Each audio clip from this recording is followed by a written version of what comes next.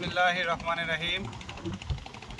বর্ষা স্নাত সকালে স্টুডিওতে আপনারা দেখছেন ওরসা যে হাওর, সেই ওরসা হাওরের উপরে আমরা আজকে এখানে যুক্ত হয়েছি এবং আমাদের সামনে খুবই গুরুত্বপূর্ণ একজন ব্যক্তি, মানসিক বিকারগ্রস্ত ব্যক্তি, জনাব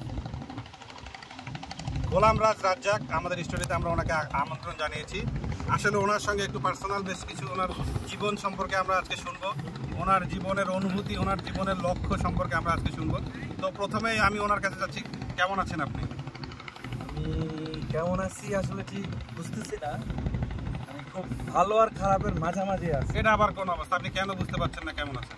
ধরেন ভালো, এটা তো আসলে থাকা উচিত, আমাদের ভালো থাকা যায়, তো আমি না আসলে বুঝতেছি না যে আমি কিরকম আছি।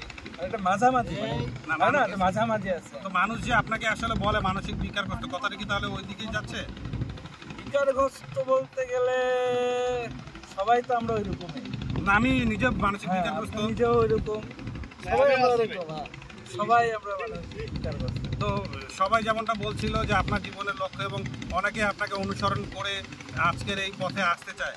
তো এই জিনিসটা তো আসলে একদিনে হয়নি।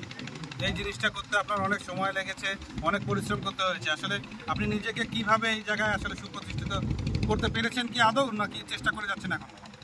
আসলে বলতে গেলে চেষ্টা সবার জীবনে থাকা উচিত, মানুষকে উপরে ওঠার জন্য চেষ্টা করা উচিত। আমি মনে করবো যে সবার চেষ্টা করা উচিত। তো এই চেষ্টা চেষ্টাটা কি করতে এক সময় মানুষ উপরে উঠতে পারবে। চেষ্টাটা কি আমরা সবসময় বৈধ উপায়ে করলে ভালো হবে, না কিছু অবৈধ উপায় অবলম্বন করা যেতে পারে বলে আপনি মনে করেন? ধরেন আপনি বৈধ আর অবৈধর মাঝামাঝি যদি থাকতে পারেন তাহলে ভালো। মানে কেউ যেন মানে অবৈধ করবো আমরা, না কিন্তু মাঝামাঝি না, মানে জিনিসটা হচ্ছে অবৈধ করবো কিন্তু কেউ বুঝবে না আমি অবৈধ করছি। তো আরেকটি বিষয় হচ্ছে, যেহেতু আমরা যেহেতু সবাই মানসিক বিকারগ্রস্ত, তো এই যে এই হাওরের উপরে সুন্দর ঢেউ উঠছে, গোসল করলে কেমন হবে বলে মনে করেন আপনি? গোসল তো করাই যায়, বাট আপনার বেশি দরকার গোসল করা। গাড়িতে আপনি বমি করছেন অনেকবার। না, এটা মানুষকে বলতে হয় না। আসলে গাড়িতে সবাই বমি করে, আপনিও করেন আমিও করি, এটা কোনো বড় ব্যাপার না, কারণ যেহেতু মানসিক বিকারগ্রস্ত লোক আমরা। আপনি কিন্তু এখনো বললেন না আপনার জীবনের লক্ষ্য কি? জীবনের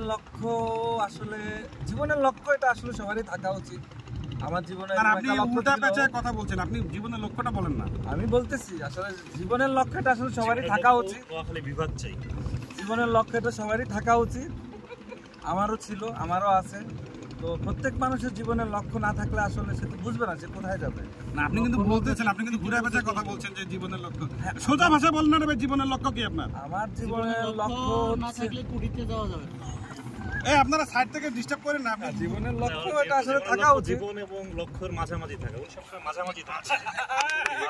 যেহেতু সাইড থেকে আপনারা দেখছেন, অনেকে ওনাকে ইতিমধ্যে বুঝে গেছেন যে উনি আসলে মাঝামাঝি থাকতে পছন্দ করেন, ব্যক্তিগত জীবনেও পারিবারিক জীবনেও, এবং সবসময় উনি মাঝামাঝি থাকতে পছন্দ করেন। আসলে সবাই আমরা মাঝামাঝিই থাকি।